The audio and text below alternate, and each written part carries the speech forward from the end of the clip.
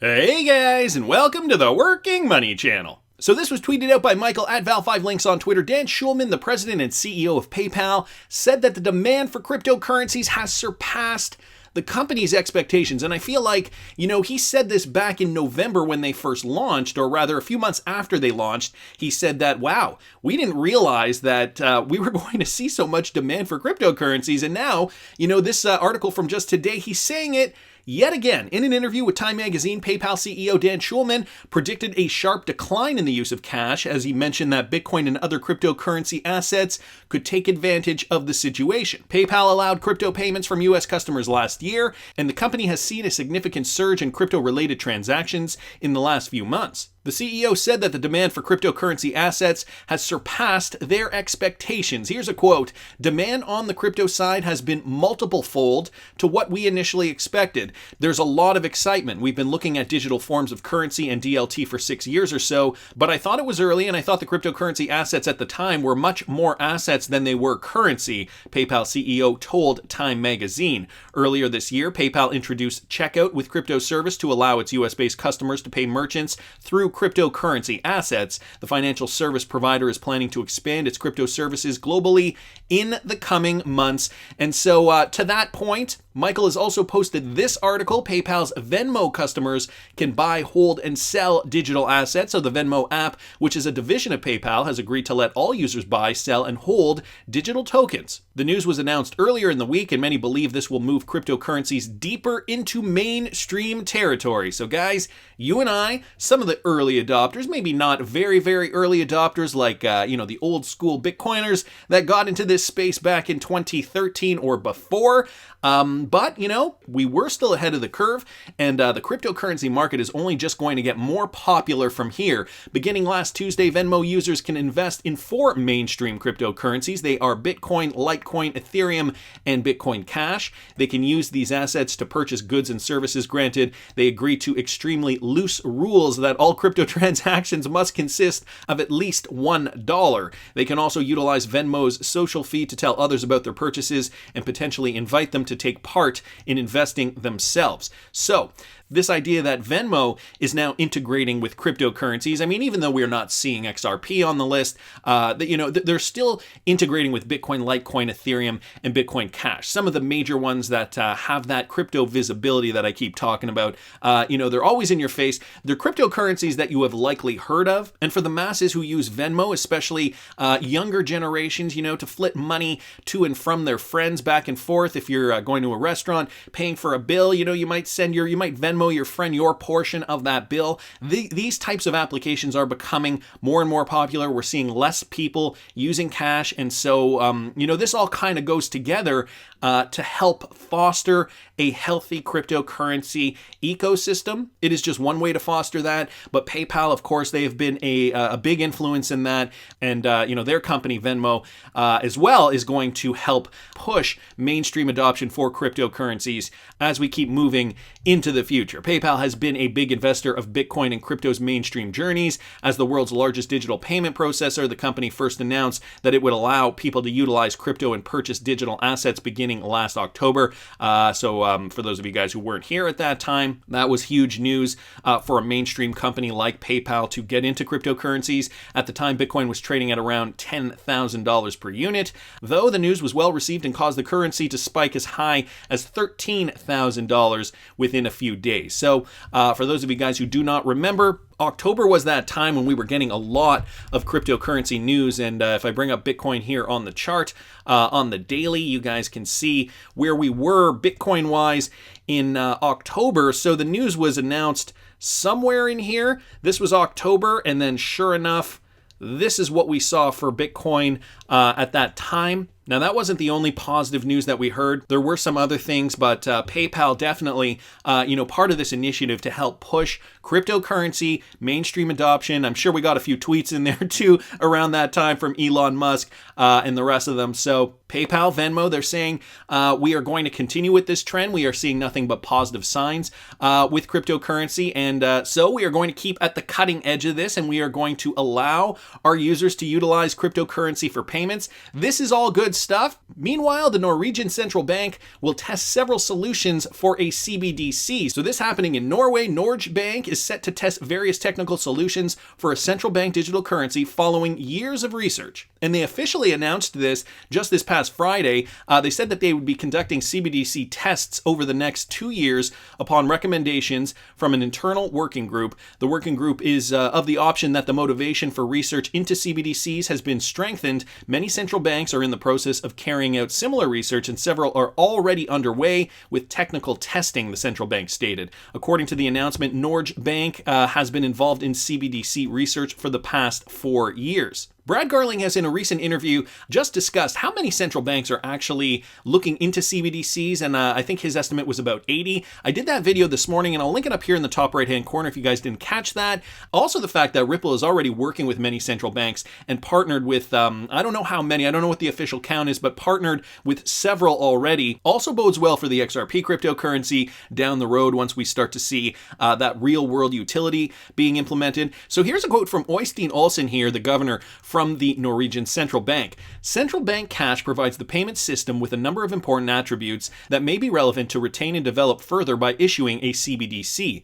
Additional knowledge is necessary for us to be able to decide whether issuing a CBDC is appropriate. As previously reported by Cointelegraph, Norge Bank considered launching its own national currency back in 2018 in order to ensure confidence in money and the monetary system. So these guys have been planning this for the last several years, and now the announcement's just coming out when we are seeing cryptocurrency popularity really soar. It is funny, I'm not the only one that has noticed this. XRP King down here saying the years that XRP was in the bear market. What a coincidence that is. And I have a feeling that a lot of these cryptocurrency related companies that are probably developing these types of CBDCs probably have a lot of downtime when there's a bear market. I think that during a bull market, cryptographers are likely very, very busy with very, very lucrative contracts, maybe strengthening exchange security or other things like that. Maybe creating cryptocurrencies for some companies, I don't know. But, in a bear market, when the hype has died down, what are these guys doing? Well, clearly working on central bank digital currencies with some of these central banks, and this one in particular, Norway. They have even said, we've been spending the last few years doing this, and we are still working on it. And so CBDCs, obviously going to be part of this new financial system. Wanted to thank XRP CryptoWolf for posting that. Wrath of KAHNEMAN on Twitter posting this: Interledger Protocol, or ILP, mentioned as an interoperability solution in the European Central Bank's latest paper, the use of DLT in post-trade processes. So here it is, guys. The ILP is a proprietary protocol based on routing and aiming to enable the exchange of value across payment networks using connectors or routers and interledger packets. And details are as follows. The sender constructs and sends a prepare packet as a request to the connecting router. The packet is then forwarded until it reaches the receiver, and then it explains what the receiver does and how the sender reacts to that. These are the details of this, but ILP, we know that they are specifically interlinked with Ripple, especially if you're talking about central banks. Ripple is obviously one of the dominant players in this space, and even if I just look up Interledger Protocol on Google, and this is from Investopedia, so not even a cryptocurrency-centric website. What is the Interledger Protocol? Well, Interledger Protocol is a blockchain protocol used for payments across different payment networks. The open source protocol connects ledgers from 2 or more different banks, thereby removing intermediaries and central authorities from the system. It promises to reduce costs and the time required to process cross-border transactions. And then it goes down here to say, Interledger is utilized by Ripple Labs to connect bank systems across borders, where the Ripple XRP token functions as a standardized settlement layer between global banks, making Ripple somewhat akin to a digital Hawala service. So some of the key takeaways here: Interledger is an open source protocol suite for sending payments across different ledgers. Based on blockchain technology, the goal is to remove intermediaries to create a secure, decentralized, and cross-border interbank payment system. Interledger is not tied to a single company, blockchain, or cryptocurrency. But note here, guys, and this again from Investopedia, this is just a third-party website that describes all things when it comes to investing. Although it is featured prominently with Ripple cryptocurrency, or as they have it wrong here, Ripple cryptocurrency, but what they mean is XRP. So strong links with ILP and Ripple. Of course, when it comes to central banks, there is no doubt that they are likely talking about ILP with regards to Ripple. Mickey B. Fresh down here adding some more information to this thread. Sophie, which he gives the link here, Sophie project has been utilizing Interledger in 3 years of multiple industry pilots and reports commissioned under Horizon EU 2020. ETSI demonstrated different use cases that the Interledger suite of protocol standards. Flare also built with the Interledger. And so there are some more screen grabs to that effect. More information here with regards to that. Wrath of Kahneman responding, I never really caught on to what Sophie is doing. Appreciate it though, Mr. Fresh Time. So also down here, another video from Panosmech with David Schwartz giving an in-depth lecture. I believe it's 45 minutes long with regards to ILP and the XRP ledger. So I will link this tweet thread in the description if you guys are interested in more information with regards to that. I also wanted to bring this tweet up from Crypto Pioneer here on Twitter. Updated agenda of the Bank for International Settlements, all right?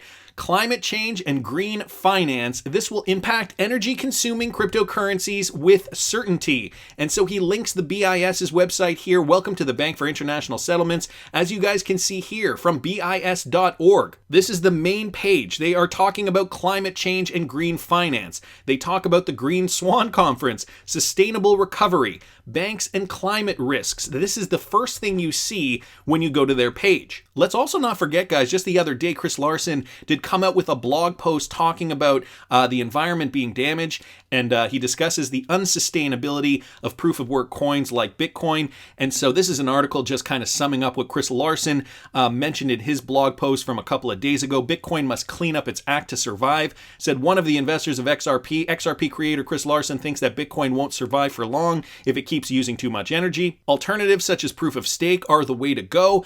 So I'm not going to read you this article. It just goes to the point that I want to make here, right? This narrative is a green narrative. It is being promoted by the Bank for International Settlements. Not only that, it is also being promoted by the World Economic Forum, who coincidentally, or not so coincidentally, has Ripple listed on their website. I know I've shown this to you guys in the past, but I do think it is all relevant. The purveying cryptocurrency ideology for a new financial system is going to be green. There are no two ways about that. Bitcoin, although it might be good for a store of value, is certainly not going to be a cryptocurrency that is going to be used for global payments. XRP was created as a Bitcoin 2.0, take all the negative aspects of Bitcoin and fix them with a new cryptocurrency, namely XRP. And so it's these types of cryptocurrencies, XRP definitely going to be one of them, that are going to be at the center of the financial system, the new emerging financial system that we are likely to see being rolled out within the next few years. And I hope you guys caught the video I did yesterday. David Endelfado from the Federal Reserve of St. Louis was essentially analyzing RippleNet